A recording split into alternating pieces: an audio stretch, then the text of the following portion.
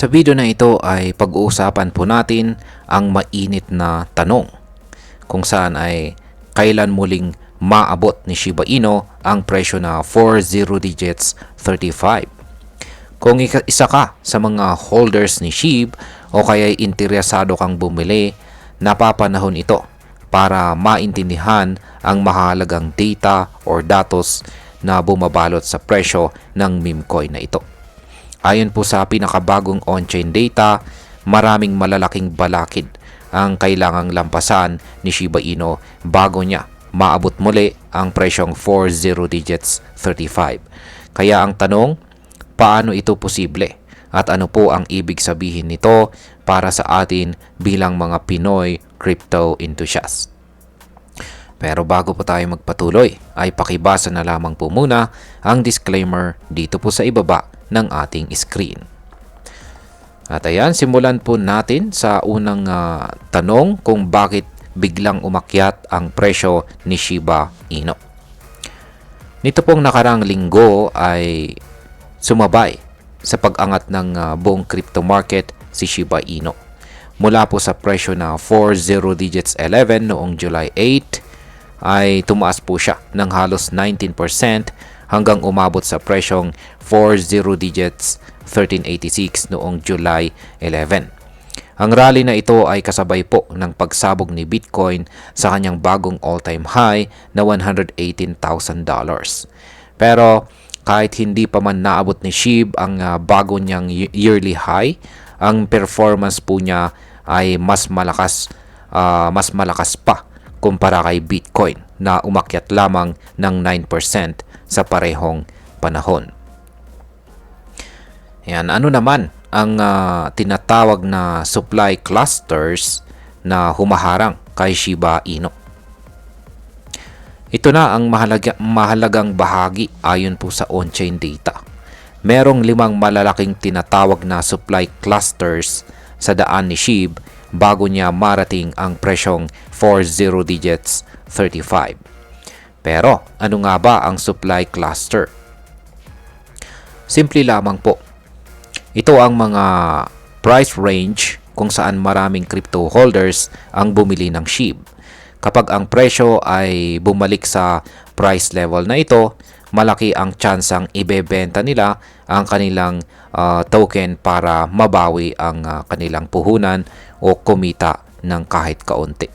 At ang resulta, mataas na selling pressure na maaring humarang sa pag-akyat ng presyo.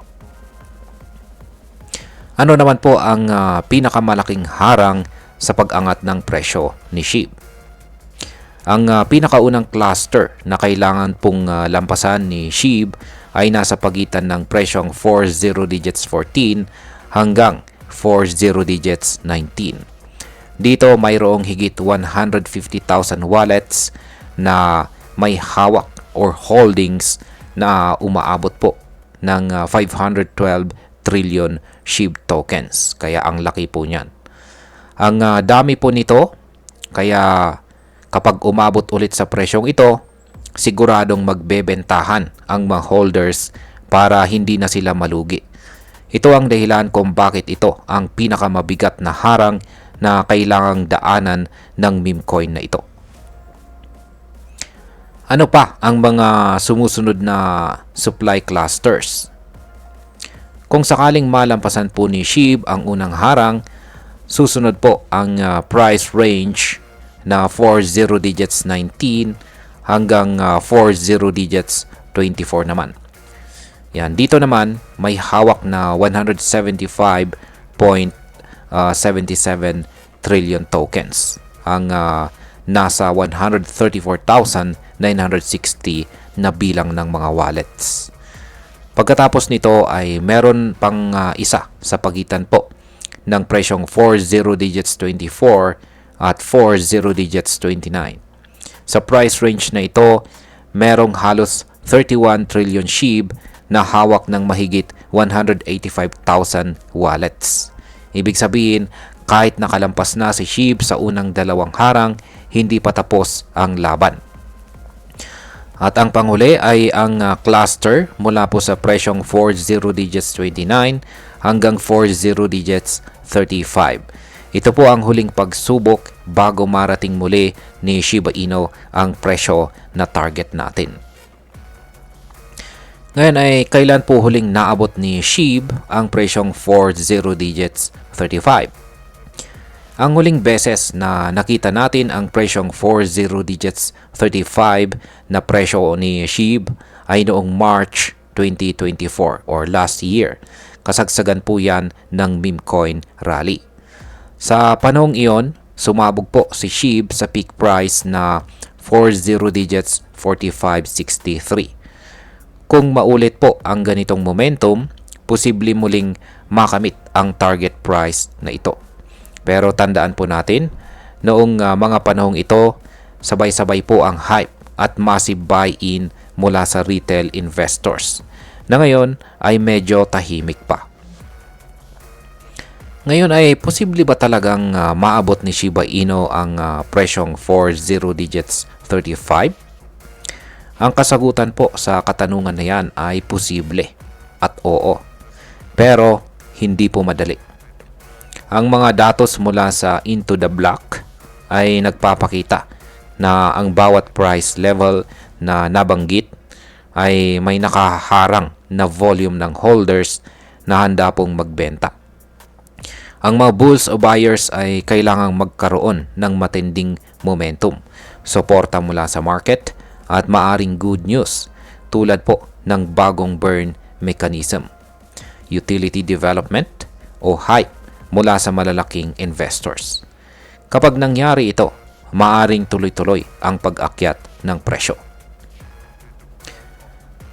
Bilang mga Pinoy crypto enthusiast, ay masasabi kong ang pagkakaintindi natin sa mga supply clusters na ito ay mahalaga. Kung meron po tayong hawak na SHIB, dapat po tayong maging aware sa mga presyo kung saan posibleng magbentahan ang iba. Dito natin malalaman kung kailan tayo papasok o lalabas para maiwasan natin ang matinding volatility. Kung nagbabalak naman po tayong bumili ngayon, mas mainam na bumili sa mga retracement levels o sa panahong tahimik pa ang market para may room for growth kapag umakyat na ang presyo. At bilang panghuli, ang masasabi ko naman tungkol dito ay si Shiba Inu ay patuloy po na nagbibigay ng pag-asa sa mga long-term believers nito. Pero ang katotohanan ay hindi po sapat ang hype para maabot muli ang mga dating highs. Kailangan po talaga na maging realistic at gamitin po natin ang mga datos bilang gabay sa ating diskarte. Ang mga supply clusters na ito ay parang checkpoints sa isang video game. Hindi ka makakapunta sa next level hanggat hindi mo natatalo ang mga kalaban. Dito po sa crypto, ang kalaban ay ang selling pressure at kawalan ng market momentum. Pero kung sapat po ang suporta mula sa SHIB Army at merong magandang development o balita, walang imposible. At ayan, hanggang dito na lamang po tayo sa video na ito mga ka-crypto. Marami pong salamat sa panonood. Ingat po tayo lagi at God bless po sa ating lahat.